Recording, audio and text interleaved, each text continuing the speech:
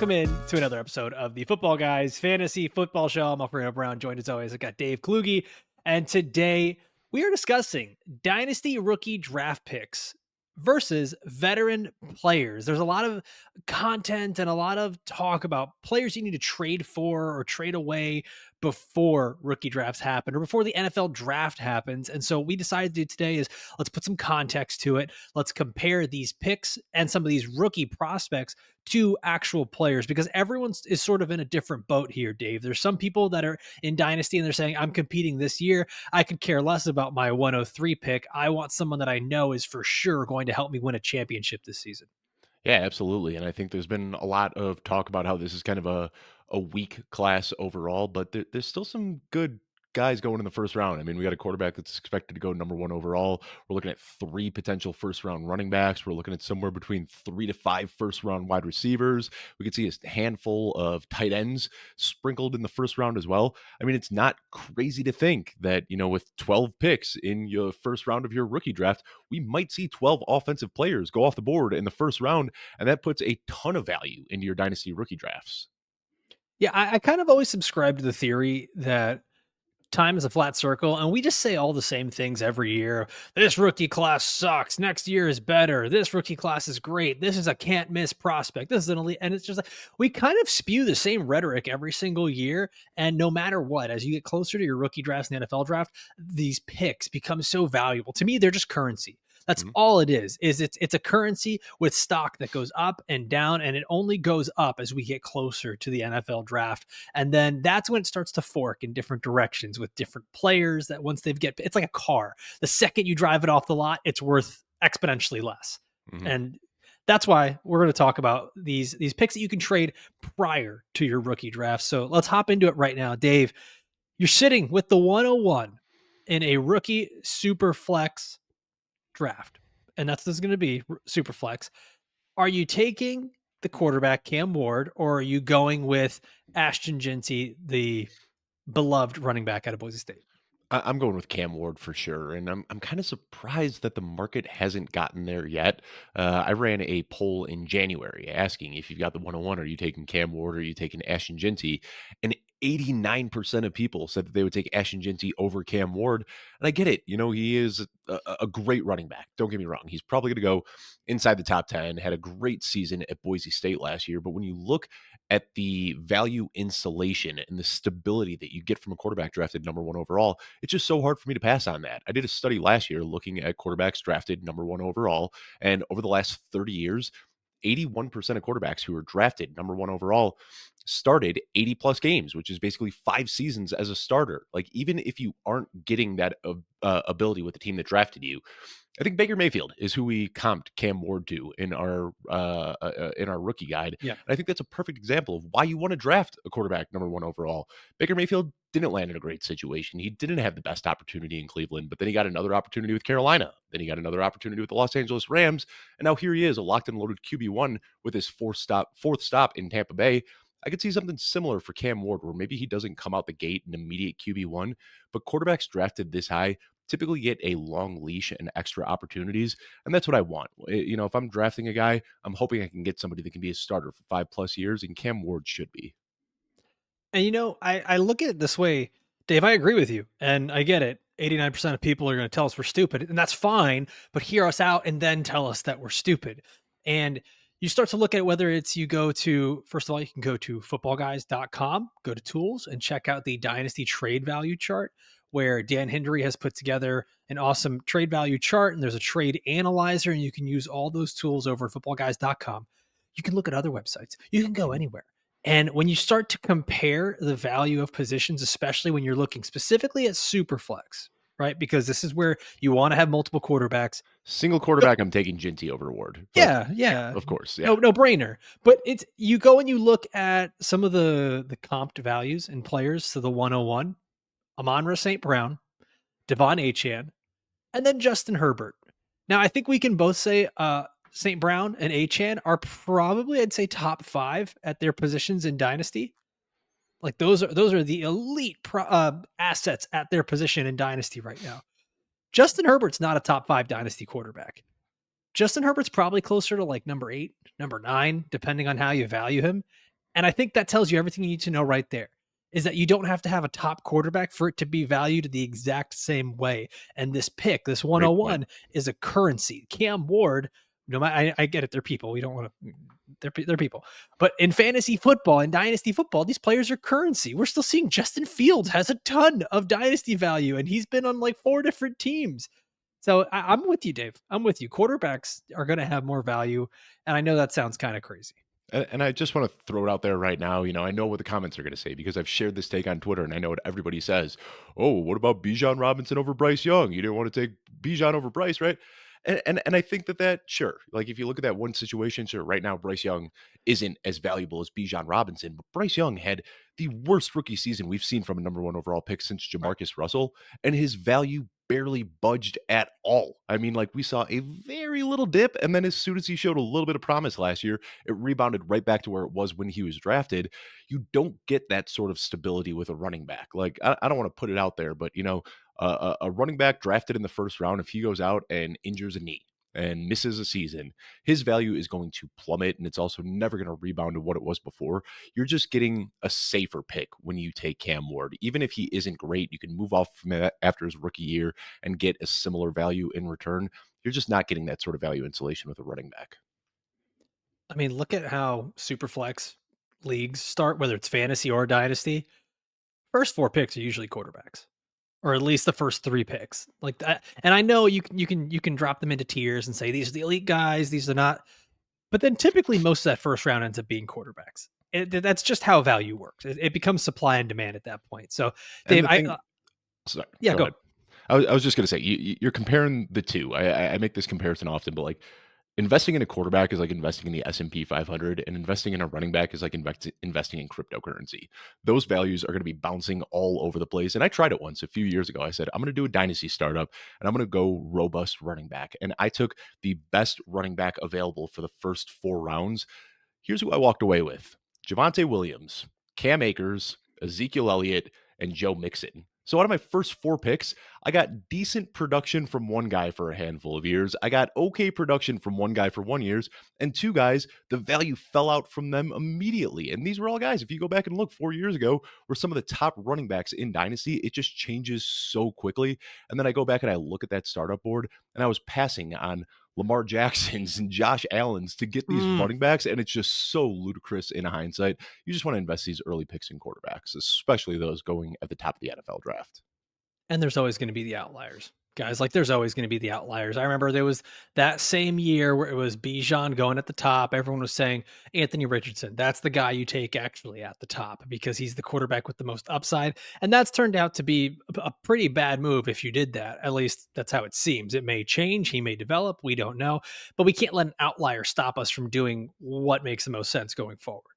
And don't But get me now wrong. what I I mean, want to do. quarterbacks going top 10 have been, or I'm sorry, running backs going top 10 have been pretty safe over the last decade or so. Sure. But knock on wood, those guys have been lucky to avoid major injury, and And that's so have where you quarterbacks. really saw exactly, yeah. But I mean, yeah, I mean, you could look at Burrow. Like Burrow shredded his knee and still didn't dip in value whatsoever. Actually, came out the next year, looked great, and increased his value coming off an ACL tear. So quarterbacks are just such a safer investment. All right, let's not beat a dead horse here, but I want to ask you at the 101, let's assume it's Cam Ward here for the sake of what we're talking about, or it's not. It's just the 101, whatever. Do you want the 101 in your rookie draft or Amon-Ra St. Brown? I think I'm going the 101 here, and I like Amon-Ra a lot, but a little bit concerned that we saw Jameson Williams break out. We've seen Sam Laporta cutting out a big cut of the target share for himself, and now with Ben Johnson out of the picture, I'd prefer Cam Ward here ahead of Amon-Ra. Okay. I think this one depends on build, but I think I'd still lean with ASB on that one. 101 or Devon Achan? Cam Ward easily. Yeah, yeah, I'm Achan, going I mean, 101. he's been great the last couple of years, but we've seen 2 very different seasons. We saw him do it as a very high efficiency runner his rookie year. In year 2, he was kind of the wide receiver 1 for the Miami Dolphins. And that's been great to see that sort of profile. But this is exactly what I'm talking about. Devon Achan is the type of guy who can come out, get injured next year, and then all of a sudden he goes from a top 3 dynasty running back outside of the top 15 overnight. And you're not getting that sort of trapdoor floor from Cam Ward. Last one on here, Justin Herbert or the 101? Herbert pretty easily for me. And that's interesting because on the dynasty trade value chart that Dan Hendry's made here, he's got the 101 as Ashton Jeanty, and he has it as more valuable or the same value, excuse me, as Justin Herbert, but more valuable than CJ Stroud, Caleb Williams, Bo Nix, and Drake May. And I'll be honest, I think I would prefer all of those guys over the 101 this year. And I know how crazy that sounds. Drake May would be the number one quarterback off the board in this draft. I mean, I would be willing to take him, Dave. Is that crazy to say that I'm taking Drake May over the 101 here? I know we're No, already going to get killed for the take of having Cam Ward at 101 over Jinty, but now I'm taking it a step further. Drake May over the 101. no, I think Drake May, he already checked the box in the NFL, and we haven't seen that yet from Cam Ward. Doesn't mean Cam Ward can't surpass Drake May in value this year, but a huge step of, going from college to the pros is, can what you did in college Yeah. translate to an NFL field? We know May's skill set can, and Cam Ward's absolutely, but we've already got the security here. I just want to go back to Justin Herbert really quickly. Kind of shocked to see how quickly people have soured on Justin Herbert in Dynasty. How old do you think he is, Alfredo, off the top of your head? Justin Herbert feels like he's been in the league forever, right? What is he, like 26? He just turned 27 a month ago. I mean, Okay. still very young for a quarterback. This is year two in Harbaugh's offense. I mean, they really had to kind of put together a whole new offense last year, new offensive line, new wide receiver one. And now I think they invest in the offense even more going into year two. Justin Herbert, huge buy for me. I think we saw the floor with Herbert. We saw Mhm. how bad things could be of not having pass catchers, being a run centric offense, going into with a new coaching scheme. That's a great buy, honestly. I think if Mhm. someone's willing to give you Justin Herbert for the 101 because they want Ashton Jeanty, I'm doing that all day. Easily. All right, let's go to the next one. 102. Let's give this value assumptively Ashton Jeanty, running back out of Boise State. I think most people would be really happy getting Jeanty at the 102. Let's compare it directly to other players of equal value to this pick. And let's start off at the same position. Saquon Barkley, running back for the Eagles. I know it's an old running back, but this is potentially the best running back in fantasy football right now. Do you want that, or do you want the promise of Ashton Jeanty potentially developing into that best running back? I think I'd go with Jinty here, and I think, Jinty's a pretty similar prospect to Saquon Barkley, looking at a guy who's probably gonna garner pretty similar draft capital here, and really, I mean, this is always what I'm trying to do with these aging running backs.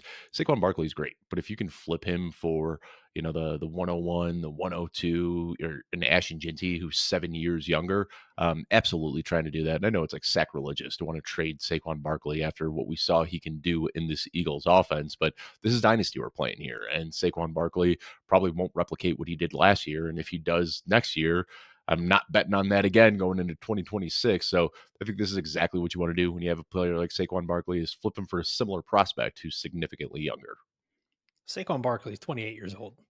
Yeah. I'm not. I don't want to be hyperbolic here, but the closer running backs are getting to 30, you just don't want them there. And we never see these running backs repeat as RB1. It just very rarely happens. There's always something, and very rarely do they even repeat as a top five running back. Mhm. So yeah, I'm with you there. I would go 102 Ashton Jeanty over Saquon Barkley. Let's go to some other different positions though. 102 versus Drake London. Who would you rather have there?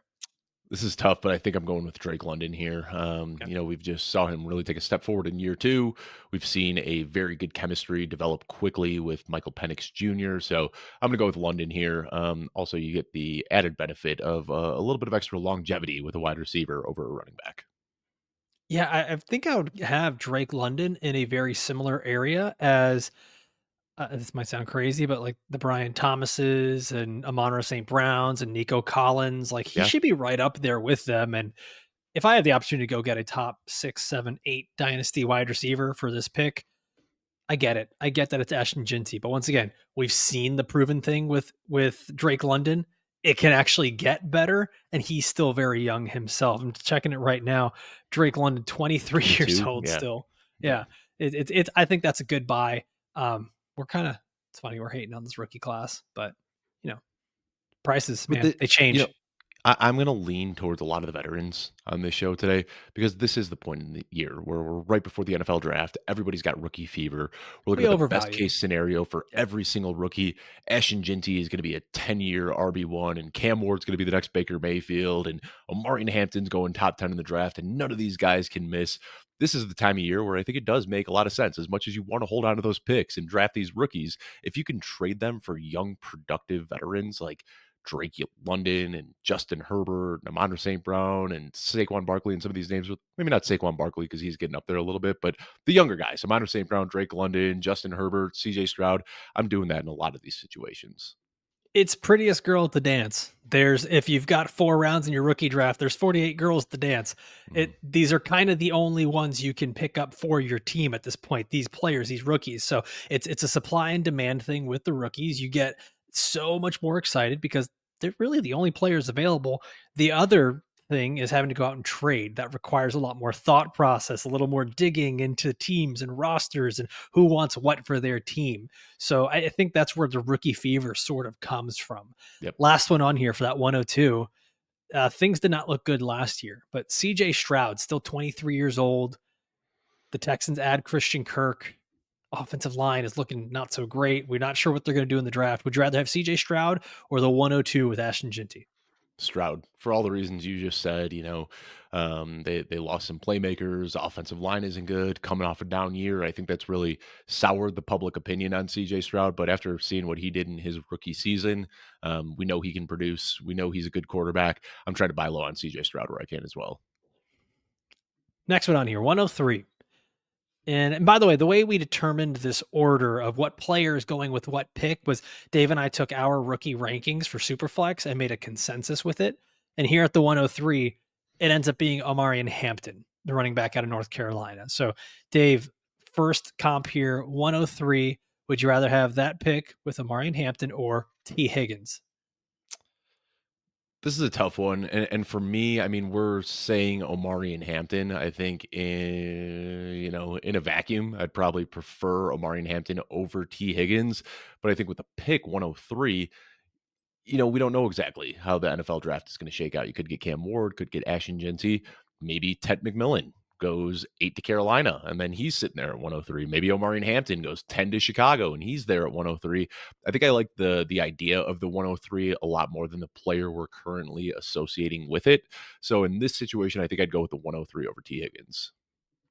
See, to me, that's all the more reason to trade the 103 because you like the idea of it because it sounds fancy. It sounds like something at a restaurant that you can't pronounce and you're like, I'll have that. And then it comes and it's this tiny portion of food and you're like, that doesn't really taste all that good. It's a little slimy. Like that's what the 103 is here. It's a bill of goods that sounds really great for your rookie draft. And then you're like, wait a second, I can T. Higgins. The other players I put on here, Jonathan Taylor, Trey McBride. Yeah, go ahead and give me the potential dynasty tight end number 1, Trey McBride for the 103. I'm doing that all day. See, I think I'm going with the 103 over all these because it could be Travis Hunter going 2 to Cleveland and being a full-time wide receiver. It could be Shedeur Sanders going 2 to Cleveland. I feel like that 103 has a lot. Like right now, we're kind of penciling in Omarion Hampton, but if it's Travis Hunter with top 2 draft capital, Shedeur Sanders with top 2 draft capital, Ted McMillan with top 8 draft capital, I Mhm. feel like there's a lot of situations that are better at 103 theoretically than what we're looking at right now with Omarion Hampton penciled in there. So let's do that. If it's Travis Hunter, I actually have Travis Hunter ranked a little bit higher. The only reason he ended up lower is because I think you have him, like, I think 2 spots lower. And I think that's just because of the uncertainty of where we're at right now. But Travis Hunter, let's say he goes number 2 to Cleveland and they say, we're going to use him as a wide receiver. To me, that is the Malik Neighbors situation all over. A guy who's going to get peppered with targets. Doesn't matter who the quarterback is. He's And it incredibly looks like it's going to be talented. Joe Flacco. Like we saw Joe Flacco turn Amari Cooper into the number 1 scoring wide receiver for like a month last time he was in Cleveland. So if Joe Flacco's there in Cleveland throwing to Travis Hunter, I would take Travis Hunter with, number 2 overall draft capital over T. Higgins, Jonathan Taylor, and Trey McBride. Do you see the thing that the Browns are being rumored that they would take Travis Hunter at 2 and then trade a bunch of other capital to move up as high as they can and take Shador? I don't hate it. I don't hate it at all. It would be fun. That's that's some huevos on the Browns, man. If they do that, if they do that after the Deshaun Watson thing, I get it. Keep swinging and missing. But if you do that and you just keep going, I guess you can. You might as Mhm. well, right? If you're running the Browns, are you doing that? I don't think so, no. I'd rather just sit tight in the top of round 2 and take Milrow or Dart or Shuck or whoever falls there Okay. than trading up for Shedeur. Uh, you're speaking my language now. Tyler Shugg. If they go Travis Hunter at 2, Joe Flacco starts some games, Tyler Shugg learns behind him. Shugg's another one of these like tall, lanky guys, strong What does arm. Shug need to learn? Like, he's 26, he's pro ready, I don't He's think he needs almost the to sit same age behind as Joe anybody. Flacco. Yeah, Yeah. yeah. It'd be a seamless transition. I'm just saying. All right. 104. Well, okay, let's do this then. Since we put Travis Hunter at the 103, let's put Omarion Hampton here at the Alright. 104 then. All right, let's do that. Graphics department, we'll need a switcheroo. The 104, it's Omarion Hampton. You got Xavier Worthy, James Cook, and Michael Penix. Which are you taking all these guys over the 104, or where's your line at?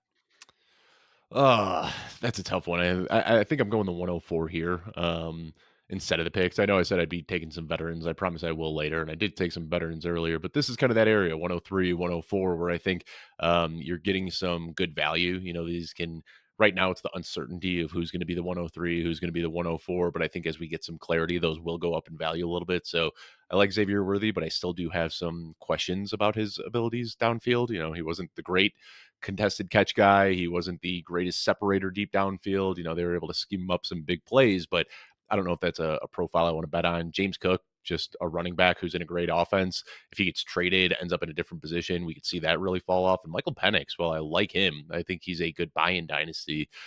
I don't know if I'm comfortable giving up the 104 in this year's draft for Penix, who was what, like the 111, the 112 last year, and then got Sure. 2-3 starts at the end of the year. I don't know if that's quite worth it yet. What would he be this year in this class? Because I tend to think he might be the quarterback two in this class. Cam Ward comfortably ahead of him. I don't think Penix is that far off from Shedeur, Milrow, Dart. I think he'd fall somewhere in that tier for me. Okay. I think Penix is actually the only player I would take over the 104 here. And I wasn't that big on Michael Penix, but the brief, amount that we saw of him, the kind of guaranteed starting job with the weapons, Bijan, London, Pitts around him.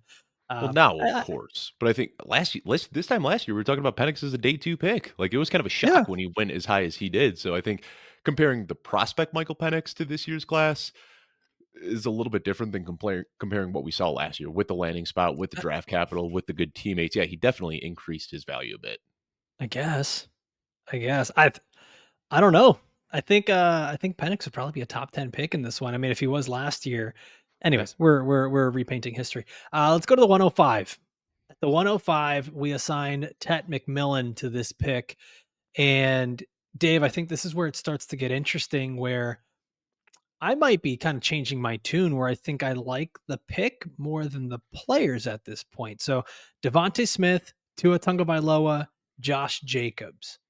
Those are the players around this value of the 105, and let's say it's Tet McMillan. Where are you going here? I like Devonta Smith better than Tet McMillan for sure. If I'm ranking these guys, he has just been a consistent producer since he's come into the league, even alongside AJ Brown. So I'm going Devonta Smith here, but this is also tough because, like, this 105 could easily end up being TreVeyon Henderson if he gets that round 1 draft capital, or if Emeka Egbuka goes in the top 20, he could sneak in here as well. So Ted McMillan isn't a player that I'm crazy about, but I think the 105, if it ends up being TreVeyon or Egbuka or maybe Burden, lands with Miami or something like that in round 1, I think the 105 could break much more favorably than what we have penciled in right now for Ted McMillan. So I'd prefer Devonta to McMillan, but I think I'd prefer the 105 to Devonta, if that makes sense. Sorry, I'm kind of talking out of both That's sides where of my I'm mouth at. here. Yeah, That's where yeah, I'm at. But that's once again like it's the window dressing of the draft right. pick and the currency, if you will. I think it all depends too where Tet McMillan ends up. If he was assigned to this pick and he goes number, what is it, 8 to the Panthers, Mhm. I I think that's an extremely valuable player that I'd rather have over Devonta Smith. And I know how that sounds, but I'd rather have that. If he goes a bit further and he's playing second fiddle to CD Lamb on the Cowboys, or he's falling even further than that, let's Seahawks, right? And he's there with JSN and Cooper Cup. Like, there's a lot of places where he becomes exponentially less valuable as a player. And a big domino here to fall right now too is Shedeur Sanders. Like if he goes 2 to Mhm. Cleveland or if he goes 3 to New York, we're probably moving Shedeur ahead of McMillan and some of these other guys, which means Yeah. McMillan's now the 106 or the 107 and Shedeur is up here. So we're kind of working with an incomplete puzzle right now. And I think that sometimes looking at the players that we're penciling in might have us feeling a certain way about the pick, but I still think the 105 is a bit more valuable than Ted McMillan. Well, we can't keep copping out and saying we don't know because there are people like there. I'm in the middle of a rookie draft right now. This league was adamant we're doing this before the NFL draft, and I hate that. But hey, we're doing it, and it's you start to see values fall everywhere. And there are people that are saying, okay, I'm either doing my draft before the my rookie draft before the NFL draft, or I need to make trades before this happens. And Mhm. I think this kind of gives us an idea of based on ADP, based on rankings, who's going to go where. At 106. TreVeyon Henderson. The three players that we have matched up for this pick, JJ McCarthy, DJ Moore, Sam Laporta. What interests you more, the pick or the players? For here, for me, it's the pick, and I think especially TreVeyon Henderson being the name associated with this pick. But I think there is a little bit of a tier fall off right now, as is. Once you get past the three running backs, Jeanty, Hampton, and TreVeyon Henderson, once you get past McMillan and Hunter, and once you get past Cam Ward, that kind of top six, it feels like there is a little bit of a tier fall off. So I'm trying to get inside that top six if I want. Now, like in a vacuum, I prefer TreVeyon Henderson to DJ Moore, and I prefer TreVeyon Henderson to Sam Laporta. I don't know exactly if that 106 is going to be TreVeyon Henderson or McMillan or Hampton, but that's the tier that I'm trying to get inside of. So I want that 106 pick here over all of these guys. JJ McCarthy is a close one, but still, a little bit concerned that we haven't seen him play yet, coming back from the injury, a full year off of football. So I'm going with the pick here. I have my concerns too about JJ McCarthy, but I think I would take him over the pick. But I think it kind of, I said we wouldn't cop out, but I think it kind of becomes a moot point because anyone that has had JJ McCarthy on their team is likely not trading him for the 106 right now, Right. especially in a draft where there's not a strong quarterback class. And JJ McCarthy, we saw how good Sam Darnold was in the Vikings and what JJ McCarthy could be in this Kevin O'Connell offense. I just don't think it happens. So, yeah, if someone was offering me JJ McCarthy for the 106, I'm taking McCarthy. The other guys, I think we've kind of, I don't want to say reached the ceiling with DJ Moore. I hope that there's still more there because of Ben Johnson coming in and other ways they might utilize him. But I think Roma Dunze only gets Yeah. better. I think the running game only gets better. So a little worried there. And Sam Laporta, I think just a big rookie season kind of mispriced him. A It's just big it is what rookie it is. season, a lot of touchdowns his rookie season. I mean, It was a kind of big the rookie season, Dave. a lot of touchdowns. There's Yeah. more touchdowns than you. Chase Claypool had a big rookie season too.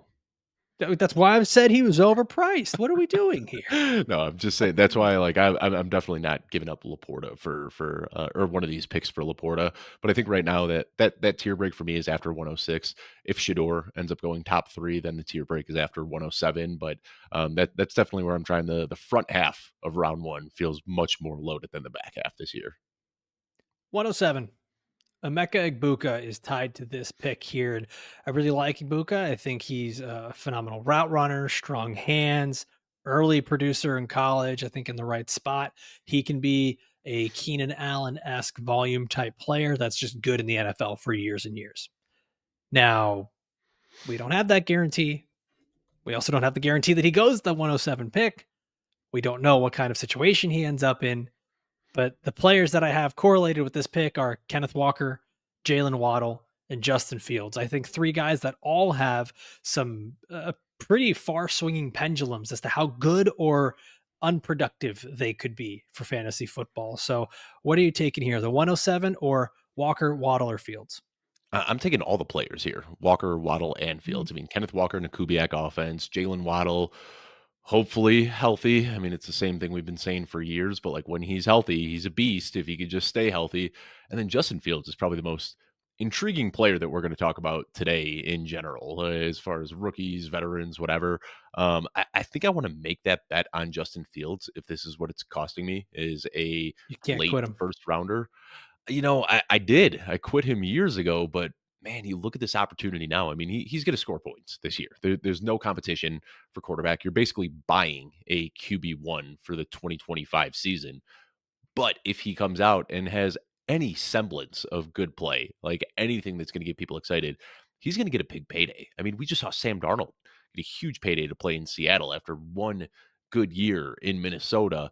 I think one good year for Justin, one would mean that they'll probably pick up that year two option. So he gets a second year in New York. But then after that, he's going to go out and hit free agency as a 27-year-old where he can absolutely break the bank out there. So I think that's a bet I want to make. If it was costing me the 102, the 103, the 104, I probably wouldn't be in. But if I can go out and get Justin Fields for the 107, the 108, get QB1 production for this year, and then hopefully a promise of more after that, I'm making that bet. I'm with you on all three of these players over the 107. And I'm not even that big on Justin Fields, but at least you're going to get one season of production and you can resell Justin Fields for Mhm. something for the Dave Kluge in your league that still loves Justin Fields. It's funny because I'm so happy that I put player names to these picks because the pick always sounds so much more alluring when you're like seventh overall pick, and then even as good as the player is, you put Emeka Egbuka there, and you're like, oh, well then yeah, I'd rather have Jalen Waddle and Ken Walker, and Justin Fields, and all these guys. It's such a fun practice to do.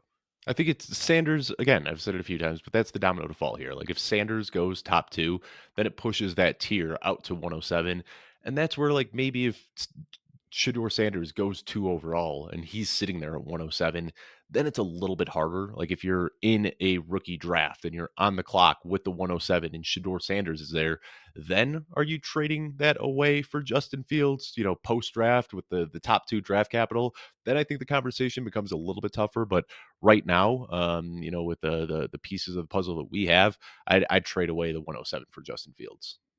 I think if Shadur goes number two overall in the NFL He's going draft, higher than 7. he's more likely to go like 4 or 5 in rookie drafts just because of the draft capital, the job security, all that. So if he's going 2, he's going to the Browns, But then and that pushes TreVeyon Henderson down, and it pushes that's Ted what I'm saying, McMillan yeah. down, and it pushes Travis Hunter down, and then you're still getting a good pick at 107, hopefully. Yeah, just not as good as the veterans we listed here. Right. 108, Luther Burden is attached to this pick. And I think you could kind of flip-flop between Luther Burden, Tyler Warren, Shedeur Sanders, but for the sake of this, let's say it's Luther Burden. And this is where I think things get really interesting because these are all, I think, major fantasy producers that are two of them are at least kind of hanging on by a thread here. Tyreek Hill and Christian McCaffrey.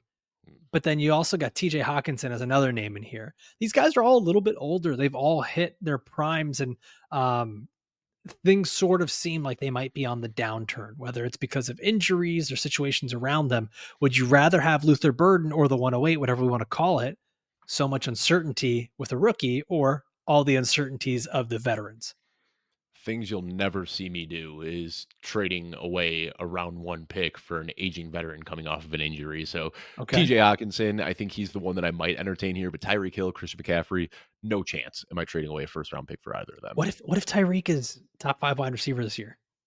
And what if he's outside of the top 36 and then you just lit a round 1 pick on fire? I think it could go both ways, but That's I'm not dynasty, risking it. baby. Yeah, we saw Tyreek Hill lose a step last year. He was not hitting the same speed on the field that he has hit in years past.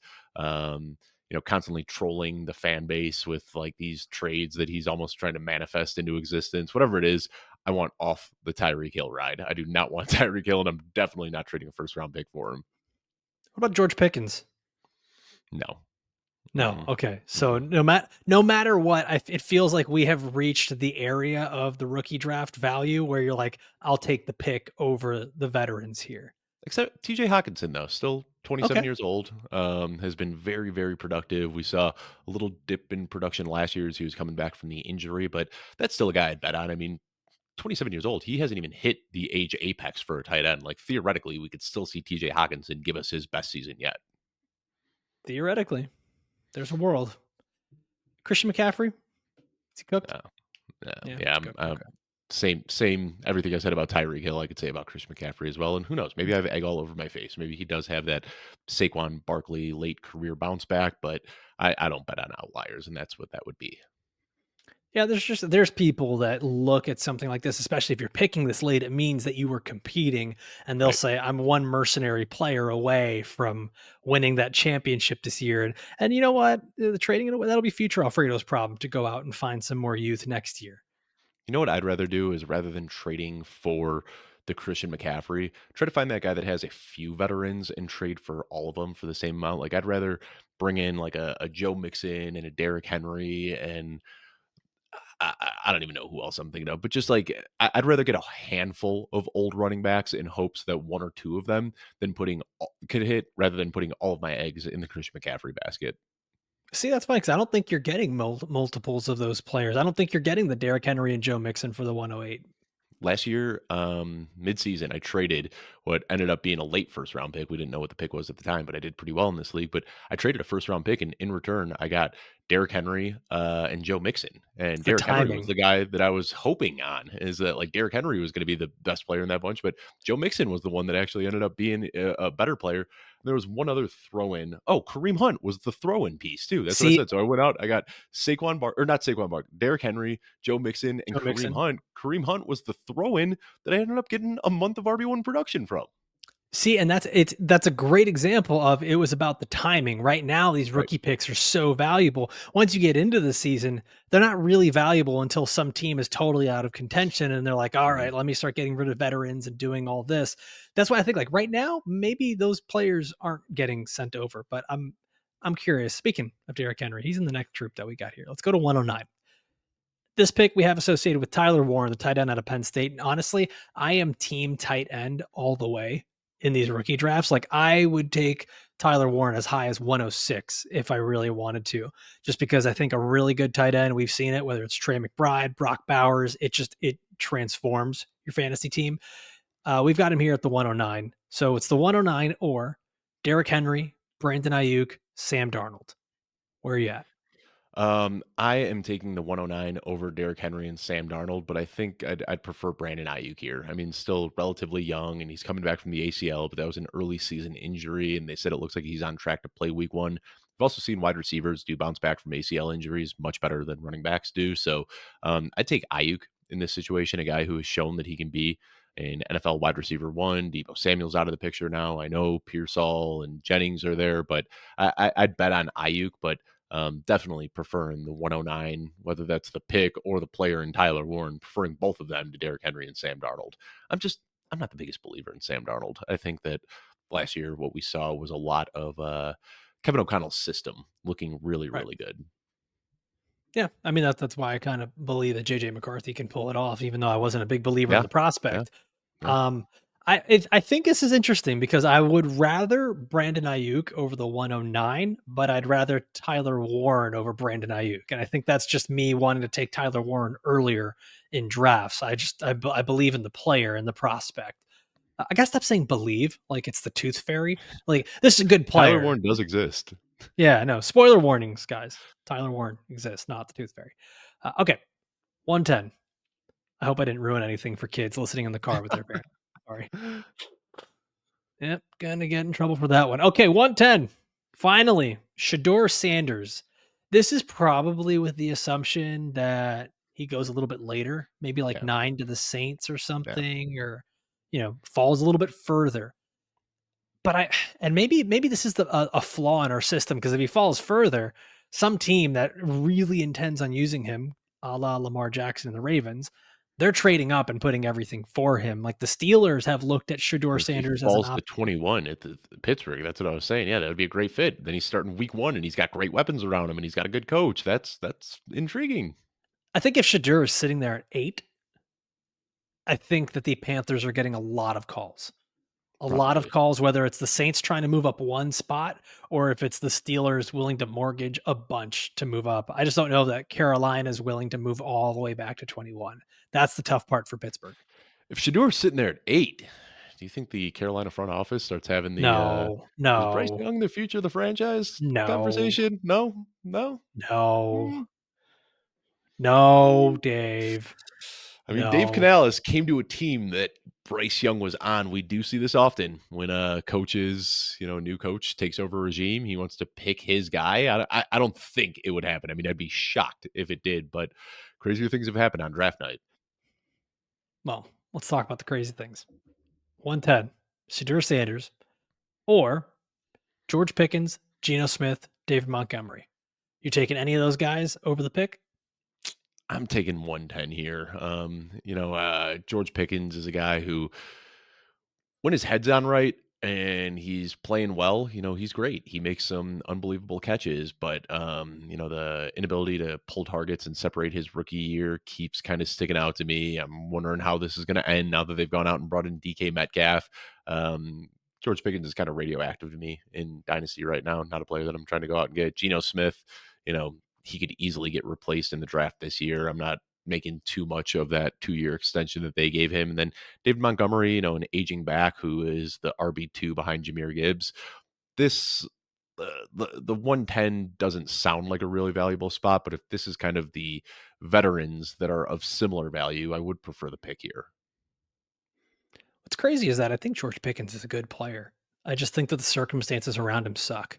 It's DK Metcalf coming on, it's having no quarterback, and I just don't want to step my foot in the Aaron Rodgers bear trap again, where we just say Aaron Rodgers is good. No, it doesn't matter. Like it just doesn't matter because this player is not getting enough targets. So yeah, I think 110 for me over Pickens, over Geno. Dave Montgomery's interesting. And normally I wouldn't say that about a running back, but there's something that just remains perennially undervalued about David Montgomery. I think if I was sitting here though, like I would have to consider, is it David Montgomery that I want, or do I want like a Quinshon Judkins who's around the same thing, right? I might go, that's interesting. I think Montgomery's the same age as Shedeur at Saquon. 110. What was that? I'm sorry. Montgomery's the same age as Saquon. I mean, he is another one of those Mm, guys that like you just blink and running backs age so quickly. It's like here he is yeah. going into his age 28 season. It happens quick. So then would you rather have Quinshon or Dave Montgomery? Quinshon. Okay. Settled. Last thing 111. I'll say about Pickens too, I think the thing that worries me, and maybe this is silly, but man, looking at the way ex Steelers wide receivers have aged, like post Pittsburgh, scares the crap out of me. Like I don't want to get anybody, like whether it's Roman Wilson, I guess intriguing buy because you can get him for like a 4th round pick, but George Pickens scares me because look what's happened to Antonio Brown and Chase Claypool Are you and assuming he's Deontay going somewhere? Johnson. He could be. I mean, they went out and they brought in DK Metcalf. That could signal that they're looking to move George Pickens. It seemed like there was some buzz last year around the trade deadline that George Pickens was a potential move candidate. And we've seen, when I talk about the lack of effort, we've seen that on the field. We've also seen the frustrations. That signals to me that maybe he does have some, I don't know. I don't know if character concerns that might be painted with too broad of a brush, but maybe Sure. maturity issues, things like Yeah. that. And we've seen a lot of these players that Mike Tomlin has just kind of kept them quiet while they were in Pittsburgh. And then we've seen it with Antonio Brown, Chase Claypool, and Deontay Johnson. All these guys leave Pittsburgh and just kind of blow up and become a head case. I think that would be my fear with Pickens is that you're trading for George Pickens, the Steeler, but you could end up with George Pickens, the ex-Steeler, who could be out of the league in 2 years. See, their interest in Aaron Rodgers tells me the exact opposite thing. It tells me that they're going all in and they're just riding the wave of being competitive, which seems very anti-Steelers. Like they don't go and make big splashy Right. moves and big signings and big trades. So it's I think there's more of a squeeze on Mike Tomlin to finally go and win the big game than there's ever been before.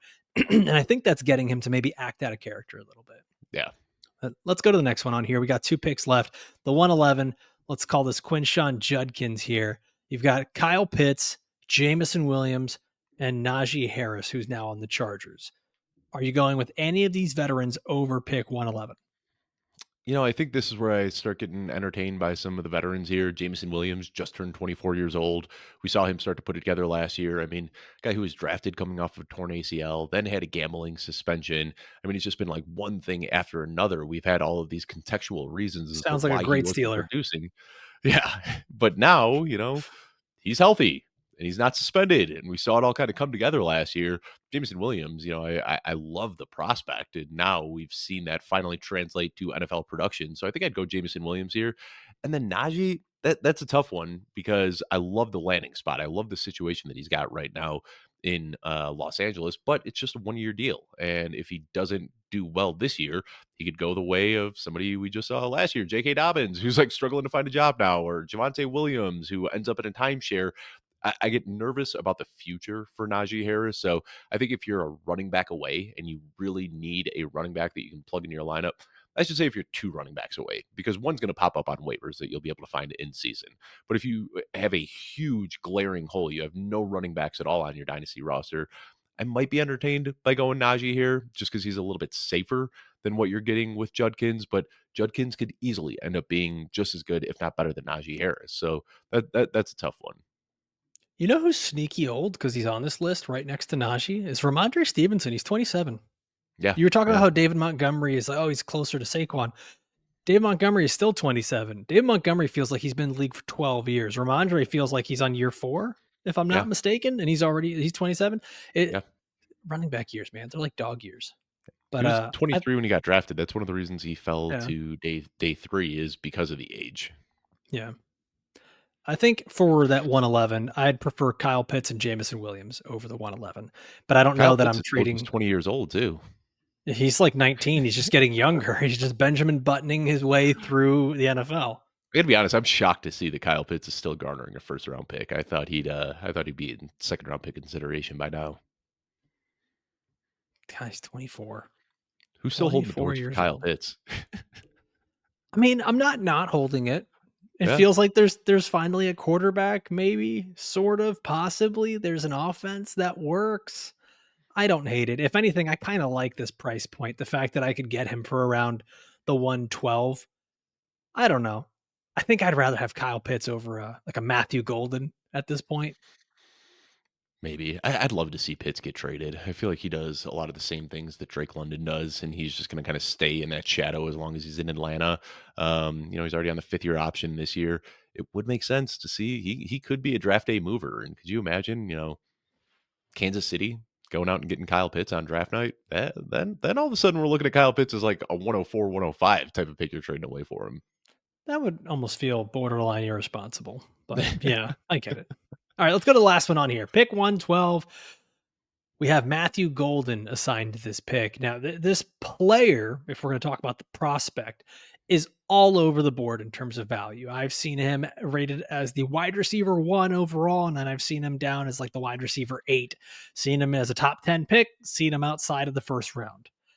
I'm kind of somewhere in the middle, a little bit towards the back on Matthew Golden. I don't have him as a top 3 wide receiver in this class. I think he probably goes earlier than he should, but the 112 is still a first rounder. And I think that's just how a lot of people still look at it. There's not a big difference between the 112 and the 201, but there's still that idea, it's $5.99, it's not $6. So this pick, would you rather have this or Jaden Reed, Travis Etienne, Dalton Kincaid? I'm going with the pick here, and that's because, like you said, it's not assuredly Matthew Golden. It could be Trey Harris sneaking into the first round. It could be Colson Oh, Loveland gross. going in the top 20. It could That I be, like. you know, Caleb Johnson going early on day 2. It could be Okay. Jalen Milroe going to the Steelers at 21. There's so many other Mm. things that can work out instead of it being Matthew Golden, or maybe Matthew Golden goes higher and Tet McMillan falls. Either way, I think that this is kind of another tier break is right at here at the 1-2 turn. So I think if I can get a late first round pick, none of these players excite me that much. Jaden Reed, super gadgety guy. We've already seen the Packers are very interested. They've been visiting with a ton of wide receivers. Looks like they'll be addressing that position in the draft. Travis Etienne, an aging guy who lost out on a lot of work to Tank Bigsby last year. He scares me a little bit. And Dalton Kincaid, while I think he's an intriguing buy, I definitely don't want to trade a first round pick for him. I'd rather try to trade away some veterans and hope to get him in return. I don't know if I want to trade a first round pick for Dalton Kincaid. See, I go the other way around. I like all these veterans here for this pick. And it's because of the reason you mentioned at the beginning where you're like, well, it's not Matthew Golden. It could be Caleb Johnson. It could be Trey Harris. It could be this guy. And all that tells me is that this 112 is not really any different than the 204, Yeah. 205. Like we're not that far off. All these players are kind of in the same bucket. So what I'd rather do is go and get me players that are quality starters that at least still have some upside. Yes, the Packers have interest in other wide receivers, but Jaden Reed's still been productive. Travis Etienne now gets Liam Cohen in there, who is going to revamp that run game.